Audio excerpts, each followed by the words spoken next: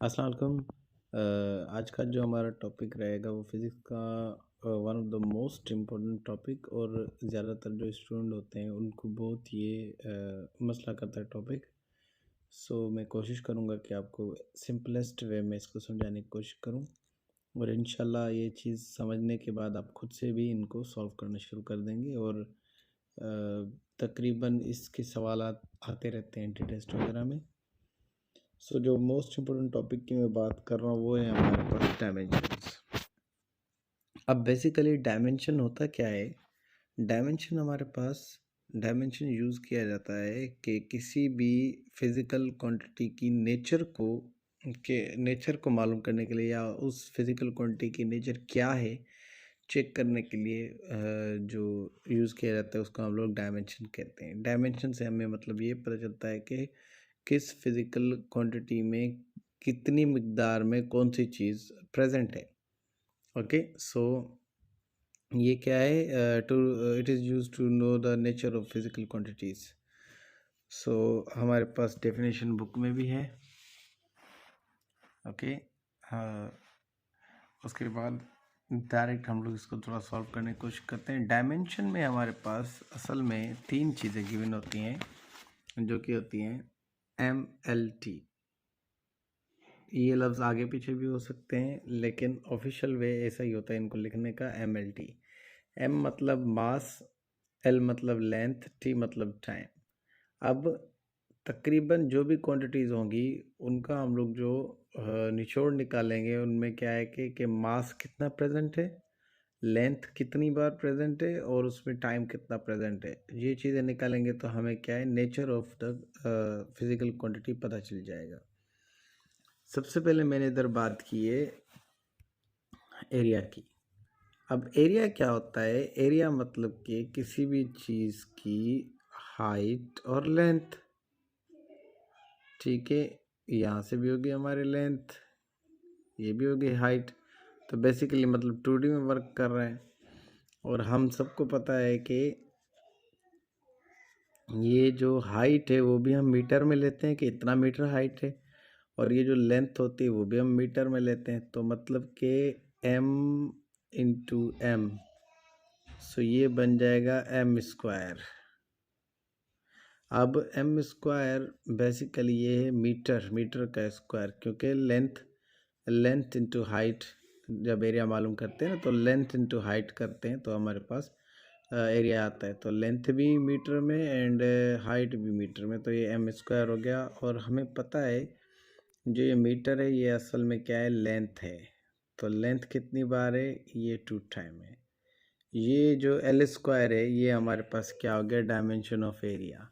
अच्छा, इसको और अगर उस ऊपर जो मैंने लिखा उस वे में लिखना है तो आप लिखेंगे MLT, मतलब M इस पे 0 है, T भी इस पे 0, क्योंकि देख सकते हैं आप जस्ट हमारे पास क्या है, लेंथ है, इसमें ना मास है ना टाइम है, तो इसलिए M0 T0 और L के ऊपर आप स्क्वायर लगा देंगे क्योंकि 2 टाइम है। इसी सेम तरीके से अगर हम लोग वॉल्यूम की डायमेंशन निकालना चाहें तो वॉल्यूम हमारे पास होता है length into height into width कह सकते हो। ठीक है, आपकी मर्ज़ी, आप ब्रेथ कहें विड्थ कहें जो भी आपको सही लगे। ठीक है, सो लेंथ हाइट मतलब तो जैसे कि लंबाई में भी हो सकता है, चौड़ाई में भी हो सकता है, ऐसे 3 टाइप में। ठीक है, तो 3D होता है हमारे पास। जो 3D चीज़ें होती है ना वो हमारे पास क्या है, वॉल्यूम कहलाती है। मतलब ये जो है ये मैंने स्क्वायर बनाया, लेकिन अगर मैं ऐसा एक बॉक्स बनाऊं,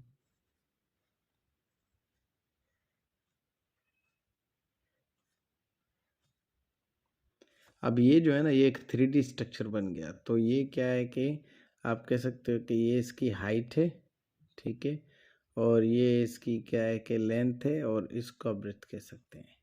ओके, सो 3D मतलब कि अच्छा ये तीनों चीज़ें भी हम लोग मीटर में ही नापेंगे तो क्या है कि m into M into M, basically m³ बन गया और हम लोगों को पता चल गया कि इसका जो डायमेंशन है वो L³ है। अब थोड़ा सा हम लोग मुश्किल जो मतलब डायमेंशन है उनकी तरफ बढ़ते हैं। सारी डायमेंशन इसी तरीके से होती हैं, इतना ज़्यादा भी मुश्किल नहीं है, बट ये है कि बस थोड़ा-सा आपको इसमें समझने की ज़रूरत है। अगर स्पीड की बात करें, आपको अगर फ़ॉर्मूला, इसके लिए आपको फ़ॉर्मूलाज़ याद होना ज़रूरी है। तो स्पीड हमने क्या पढ़ा हुआ है, rate of change of distance, ठीक है। मतलब कि डिस्टेंस अपॉन टाइम को हम लोग कहते हैं, डिस्टेंस को हम लोग एस से भी शो करते हैं, मतलब इस फॉर्मूले को मैं ऐसे भी लिख सकता हूँ, एस अपॉन टी भी लिख सकता हूँ। और हमें पता है कि जो डिस्टेंस होता है वो मीटर में होता है, टाइम तो टी रहेगा। इट मीन्स कि अगर मैं एम को वहीं पे रखूं और ये जो टी है ये जब ऊपर आएगा तो टी इन्वर्स में आ जाएगा हमारे पास। अब क्या करूँगा मैं, लेंथ को मास मीटर को एल से शो करूँगा और टाइम को टी से ही शो करूँगा। टी मेरे पास -1 है और इधर एल के ऊपर 1 है, 1 शो नहीं कराया जाता। सो ये जो है ये है स्पीड की डायमेंशन, ये वाली पूरी स्पीड की डायमेंशन है। वेलोसिटी की भी सेम होती है, वेलोसिटी डिस्प्लेसमेंट अपन टाइम होता है, सेम बिल्कुल सेम टू सेम जाएगा हमारे पास। अच्छा, अब थोड़ा सा बात करते हैं फोर्स की। ओके, तो फोर्स हमारे पास जो है वो हमारे पास डायमेंशन होती है कि M A, F equal to M A. तो एम मतलब मास हो गया, मैं मास को केजी में लिखता हूँ, ठीक है। और उसके बाद इनटू जो ए है वो है हमारे पास मीटर पर सेकेंड स्क्वायर। और इसको अगर मैं लिखना चाहूँ, ये केजी वहीं का वहीं, ये एम वहीं का वहीं, और जब ये एस ऊपर आ जाएगा, ठीक है, केजी वहीं का वहीं, एम वहीं का वहीं, और जब ये एस, ये वाला एस ऊपर आ जाएगा तो ये इन्वर्स में आ जाएगा। तो अब इसको मैं अगर लिखना चाहूँ डायमेंशन में, एम एल टी, तो इधर मेरे पास जो मास है वो एक है बिल्कुल, इसके ऊपर मैं 1 नहीं लगाऊंगा, 1 शो नहीं करा जाता। लेंथ भी 1 है तो मैं 1 शो नहीं कराता, लेकिन टाइम हमारे पास -2 है। तो ये जो हमें मिल गई, ये मिल गई हमें फोर्स की डायमेंशन मिल गई, ठीक है। ये हमारे पास जो है वो हमारे पास फोर्स की डायमेंशन है। इस हिसाब से डायमेंशन निकलते हैं। आप और भी कर सकते हो। अब लेट्स सपोज के, हाँ, काइनेटिक एनर्जी, ठीक है। अच्छा, डायमेंशन में एक और चीज़ पहले बता दूं मैं आपको।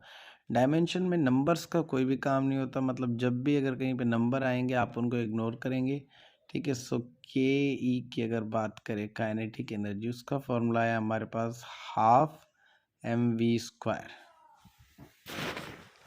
अब मैंने आपको अभी भी कहा कि डायमेंशन में नंबर्स का कोई भी काम नहीं, इसलिए ये जो हाफ है इस पूरे को इग्नोर कर देंगे। ये है एम मतलब मास, वी मतलब वेलोसिटी। मैं एम को केजी लिख रहा हूँ, इनटू वेलोसिटी मुझे पता है मीटर आएगा, क्योंकि डिस्प्लेसमेंट अपॉन टाइम है मीटर, टाइम मेरे पास मैं सेकंड में लगा देता हूँ, जिसका आप वैसे यूनिट भी आप इनका याद कर सकते हैं, ठीक है, मीटर पर सेकंड होता है। तो इसको मैं और के जी, ठीक है, के जी इंटू मास इंटू जब एस ऊपर आ जाएगा तो इन्वर्स में आ जाएगा, तो मैं इसको लिख सकता हूँ L M T. L M T लिखें या एम एल टी लिखें, एक ही बात है, नो प्रॉब्लम। इसमें लेंथ भी एक है और क्या है कि किलोग्राम भी एक है हमारे पास, और जो टाइम है वो -1 में है। तो ये जो है हमारे पास, ये है हमारे पास के ई, काइनेटिक एनर्जी। आज जो है वो थोड़ा ये है। अच्छा, मैं और भी इस पे, अगर आपको अभी भी क्लियर नहीं होगा तो मैं इसमें और भी वीडियो बनाऊंगा। एक और मुझे लगता है इसको टाइम देना चाहिए, और तो मैं एक और वीडियो बनाऊंगा जिसमें आपको ये और क्लियर करूंगा। थोड़े और जो चीज़ें होंगी उनमें हम लोग उनकी डायमेंशन निकालने की कोशिश करेंगे। First equation motion, second equation of motion and third equation of motion, इनको भी हम लोग डायमेंशनली प्रूव करेंगे कि आखिर ये आपस में बराबर हैं कि नहीं है।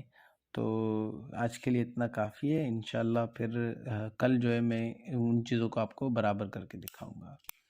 अब आपके पास जो होमवर्क है वो मैं आपको दे देता हूँ। आप मुझे निकाल के दिखाएं मोमेंटम का, ठीक है। मोमेंटम जो होता है वो होता है मास इंटू वेलोसिटी। जो मास इंटू वेलोसिटी उसको मोमेंटम कहते हैं। अब आपको डायमेंशन निकालनी है इसकी, मास इंटू वेलोसिटी।